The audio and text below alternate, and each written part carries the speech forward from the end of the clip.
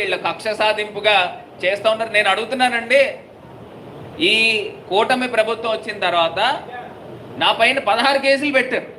ఎవడైనా నమ్ముతారా? అసలు నా పైన 16 కేసులు, రాజమండ్రికి ఇంత అభివృద్ధి చేశాము, అసలు 16 కేసులు ఎలా పెడతారండి? నా పాస్పోర్ట్ రానివ్వకుండా 2 సంవత్సరాలు ఆపారు. పాస్పోర్ట్ రానివ్వకుండా హైకోర్టుకి వెళ్ళి ఆర్డర్ తెచ్చుకొని కొన్ని ఛార్జ్ షీట్లు ఏదో ఓపెన్ చేశారు. అది క్లోజ్ చేసుకుని ఇమీడియట్గా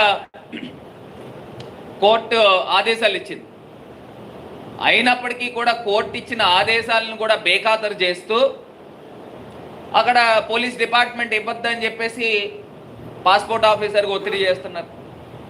నేను ఒకటే మాట్లాడా పాస్పోర్ట్ ఆఫీసర్, మీకు ఆల్రెడీ హైకోర్టు ఆర్డర్స్ ఉన్నాయి. మీ హైకోర్టు ఆర్డర్స్ ఉన్నప్పుడు ఇమీడియట్